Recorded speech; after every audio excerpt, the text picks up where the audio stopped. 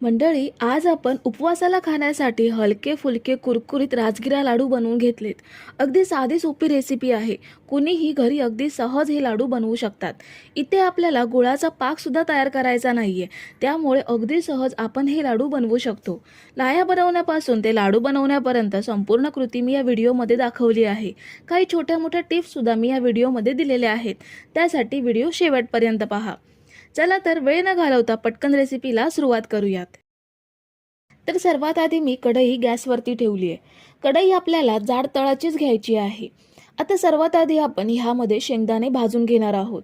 फक्त राजगिरा लाडू बनवण्यापेक्षा ह्यामध्ये आपण थोडेसे शेंगदाणे वापरले तर लाडू खायला फार छान लागतात. शेंगदाणे आपण मोठ्या गॅसवरती चांगले भाजून घेऊयात. तर शेंगदाणे चांगले भाजले गेलेत. वरची साल अशी थोडीशी काळपट झाली की शेंगदाणे कढईमधून काढून घ्यायचे. खूप जास्त काळपट करायचे नाहीयेत. एवढे भाजले की काढून घ्यायचे. कढईमधून शेंगदाणे काढून घेतलेत. कढई चांगली गरम आहे. आता गॅस आपल्याला मोठाच ठेवायचा आहे. ह्यामध्ये 2 चमचे राजगिरा घेऊयात आणि सुती कापड घेऊन ह्या पद्धतीने राजगिरा ढवळायचा, म्हणजे अगदी छान लाह्या फुटतात. गॅस अजिबात मंद किंवा मध्यम ठेवायचा नाहीये. मोठ्या गॅसवरतीच लाह्या फोडून घ्यायच्या. जर गॅस स्लो असेल तर राजगिरा फक्त काळा पडेल, त्याच्या लाह्या तयार होणार नाहीत. म्हणून लाह्या फोडताना ही एकच गोष्ट लक्षात ठेवायची आहे, गॅस मोठाच ठेवायचा आणि कढई चांगली गरम असली पाहिजे. लाह्या फोडण्यासाठी आपण जो कापड घेतो तो सुती कापडच घ्या. जर पॉलिस्टर वगैरे घेतला तर तो कढईला चिकटण्याची शक्यता असते, म्हणून कापड नेहमी सुतीच घ्यायचं. लाह्या फोडण्यासाठी आपण जो राजगिरा घेणार आहोत तो जुनाच असला पाहिजे. नव्या राजगिऱ्याच्या लाह्या कमी फुटतात आणि राजगिरा कढईमध्ये तसाच राहतो, त्याच्या लाह्या फुटत नाहीत. म्हणून राजगिरा हा जुनाच असला पाहिजे. जुन्या राजगिऱ्याच्या लाह्या खूप छान फुटतात. तर इथे मी 1/2 किलो राजगिरा घेतला होता. सगळ्या राजगिऱ्याच्या लाह्या आपण अशाच फोडून घेऊयात. तर ह्या बघा, सगळ्या राजगिऱ्याच्या मी लाह्या फोडून घेतल्यात. आता ह्या लाह्या आपल्याला चाळून घ्यायच्या आहेत. चाळून घेतल्यामुळे ह्यामधला राजगिरा आणि काही कचरा असेल तर वेगळा होईल. थोड्या थोड्या लाह्या आपण चाळून घेऊयात. मैदा चाळायची चाळणी वापरू नका. जी मोठ्या जाळीची चाळणी असेल ती वापरा, म्हणजे जो अख्खा राजगिरा आहे, ज्याची लाही तयार झाली नाहीये, तो राजगिरा वेगळा होईल. सगळ्या लाह्या आपण अशाच चाळून घेऊयात. तर ह्या बघा, मी सर्व लाह्या चाळून घेतल्यात. आता याचे लाडू वळून घेऊयात. गॅसवरती मी जाड तळाचीच कढई ठेवली आहे. आता ह्या कढईमध्ये आपल्याला गूळ घ्यायचा आहे. गूळ मी इथे 200 ग्राम एवढा घेतलाय. राजगिरा मी 1/2 किलो घेतला होता, त्यासाठी 200 ग्राम एवढा मी गूळ घेतलाय. गूळ मी इथे साधा वापरते. तुम्ही चिक्कीचा गूळ सुद्धा वापरू शकता. गुळामध्ये 1/2 वाटी एवढं पाणी ॲड करायचं, म्हणजे गूळ लवकर विरघळला जाईल. गूळ लवकर विरघळण्यासाठी तो बारीक कापून घेणं सुद्धा तेवढंच महत्त्वाचं आहे, जेणेकरून गूळ लवकर विरघळला जाईल. इथे आपल्याला गूळ फक्त विरघळवून घ्यायचा आहे, त्याचा अजिबात पाक वगैरे करायचा नाहीये. मोठ्या गॅसवरती आपण हा गूळ फक्त विरघळवून घेऊयात. तर 3 मिनिटातच गूळ चांगला विरघळला गेलाय आणि गुळाला उकळी सुद्धा आली आहे. आता लगेच यामध्ये आपण अर्धा चमचा वेलची पावडर ॲड करूयात आणि 1 चमचा तूप सुद्धा घेणार आहोत. तूप आणि वेलची पावडरमुळे लाडूची चव अजून वाढेल. तूप मिक्स केल्यानंतर आपल्याला गॅस पूर्णपणे बंद करायचा आहे. गॅस बंद केल्यानंतर आपण हा गूळ ढवळून घेऊयात, म्हणजे वेलची पावडर आणि तूप छान मिक्स होईल.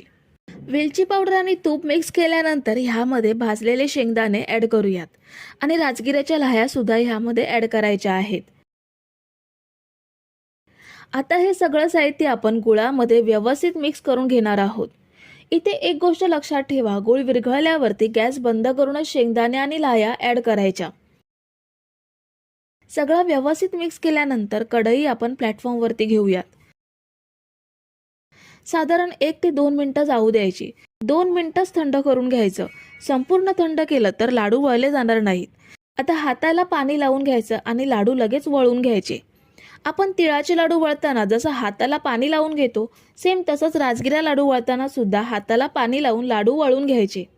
खूप छान लाडू वळले जातात. हे बघा, पटापट लाडू वळले जात आहेत आणि आपण गुळाचा पाक सुद्धा तयार केलेला नाहीये, त्यामुळे हात सुद्धा भाजणार नाही. इथे एक टीप लक्षात ठेवा, जर सगळे लाडू वळेपर्यंत मिश्रण थंड झालं आणि लाडू वळता येत नसतील तर हे मिश्रण पुन्हा गरम करायचं, दोन्ही हाताला पाणी लावायचं आणि लाडू वळून घ्यायचे. खूप छान लाडू वळले जातात. ह्याच पद्धतीने आपण सगळे लाडू वळून घेणार आहोत. तर हे बघा, मी सगळे लाडू वळून घेतलेत. खूप छान लाडू वळले गेलेत.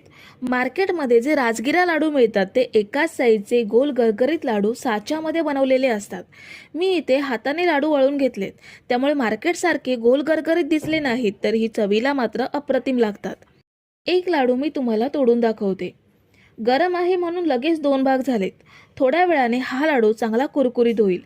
तुम्ही सुद्धा या सोप्या पद्धतीने मार्केटसारखे लाडू घरीच बनवू शकता. इथे मी 1/2 किलो राजगिऱ्यामध्ये मोठ्या साईजचे 18 लाडू वळून घेतलेत. थोडी लहान साईज केली तर 25 लाडू आरामात तयार होतील.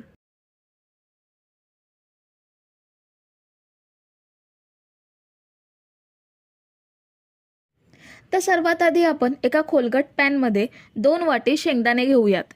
वडी आपण महिनाभरासाठी बनवतोय, त्यामुळे ती चांगली टिकण्यासाठी शेंगदाणे सुद्धा चांगले घ्या.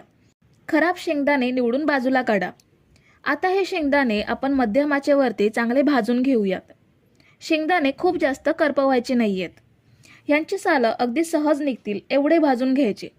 खूप जास्त काळपट करायचे नाहीयेत. तर इथे शेंगदाण्यांना डाग पडायला लागलेत आणि काही शेंगदाण्यांचे 2 भाग व्हायला लागलेत, म्हणजे चांगले भाजले गेलेत. आता हे गॅस बंद करून पॅनमधून काढून घेऊयात आणि थंड करून ह्याची सालं काढून घेऊयात. गॅस बंद केल्यावर पॅनमध्ये अर्धी वाटी काजू घ्यायचे आहेत. गॅस बंद केल्यावर सुद्धा पॅन गरम आहे, तेवढ्याच गरम पॅनमध्ये आपल्याला 3 ते 4 मिनिटे काजू परतून घ्यायचे आहेत. काजू थोडे गरम करून घेतले की वडीला छान टेस्ट येते. काजू वापरणं पूर्णपणे ऑप्शनल आहे. तुम्ही फक्त शेंगदाण्याची सुद्धा वडी बनवू शकता. 3 ते 4 मिनिटांनी काजू पॅनमधून काढून घेऊयात. तर शेंगदाणे आपण थंड करून सालं काढून घेतली आहेत. आता हे आपण मिक्सरच्या भांड्यात घेऊन ह्यांची जाडसर पावडर बनवून घेऊयात. इथे मी 2 बॅचमध्ये शेंगदाणे मिक्सरला बारीक करून घेणार आहे. मिक्सर चालू बंद करून पावडर बनवून घ्यायची. एकदा जास्त वेळ मिक्सर चालू ठेवला तर शेंगदाणे ओलसर तेलकट बनतील. तर इथे आपण पहिली बॅच मिक्सरला बारीक पावडर करून घेतली आहे. आता हा दाण्याचा कूट एका भांड्यात काढूयात आणि दुसऱ्या बॅचसाठी मी थोडे शेंगदाणे ठेवलेत. ह्या शेंगदाण्यांसोबत काजूसुद्धा बारीक करून घेऊयात. हे बघा, काजू आणि शेंगदाणे सुद्धा आपण बारीक करून घेतलेत. हे सुद्धा भांड्यात काढून घ्यायचे आहेत. आता त्याच खोलगट पॅनमध्ये 1 वाटी साखर घ्यायची आहे. आपण 2 वाटी शेंगदाणे घेतलेत, त्याच वाटीने 1 वाटी साखर घ्यायची आणि अर्ध्यापेक्षा थोडं जास्त म्हणजे पाऊण वाटी एवढं पाणी साखरेमध्ये घेऊयात. साखर पाण्यात छान विरघळवून घ्यायची आहे. साखरेचा आपल्याला 1 तारी किंवा 2 तारी कुठचाच पाक बनवून घ्यायचा नाहीये. तर आता साखर पाण्यामध्ये छान विरघळली आहे आणि पाण्याला उकळी सुद्धा आली आहे. अजून 2 मिनिटे मीडियम गॅसवरती आपण हे साखरेचं पाणी उकळून घेऊयात, म्हणजे साखरेचं पाणी थोडं दाटसर बनेल. आता 2 मिनिटं पाणी अजून उकळल्यानंतर अर्धा चमचा वेलची पावडर ॲड करायची आहे आणि छान मिक्स करून घेऊयात. वेलची पावडर मिक्स करून घेतल्यानंतर ह्यामध्ये शेंगदाणा आणि काजूची पावडर ॲड करायची आहे. त्याचसोबत अर्धी वाटी दूध पावडर ॲड करूयात. दूध पावडर वापरणंसुद्धा ऑप्शनल आहे. तुम्ही फक्त शेंगदाणा कूट आणि साखर वापरून ही शेंगदाणा वडी बनवू शकता.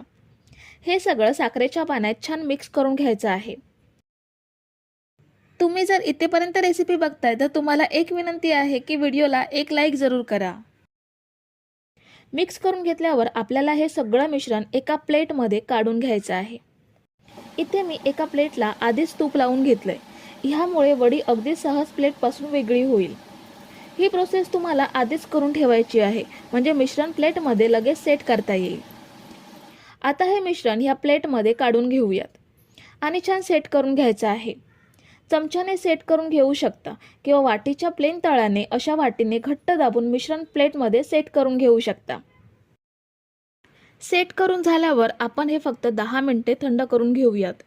खूप जास्त वेळ थंड करत ठेवायचं नाहीये, कारण मिश्रण कडक झाल्यामुळे वडी कापायला जमत नाही. तर आपण हे 10 मिनिटे थंड करून घेतलंय. आता याच्या वड्या पाडून घेऊयात. तुम्ही आवडीनुसार ह्या पद्धतीने किंवा काजू कतलीच्या आकारात सुद्धा वड्या पाडू शकता. ह्या वडीमध्ये तुम्ही फक्त शेंगदाणा कूट आणि साखर वापरून मुख्य 2 साहित्यामध्ये ही वडी बनवू शकता. तर ह्या बघा, आपण ह्या वड्या कापून घेतल्यात. एक वडी मी तुम्हाला जवळून दाखवते. हे बघा, खूप छान वडी तयार झाली आहे.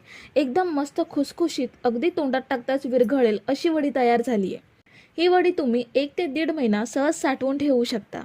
तर मंडळी, रेसिपी कशी वाटली हे कमेंट करून नक्की सांगा आणि व्हिडिओला न विसरता लाईक करा.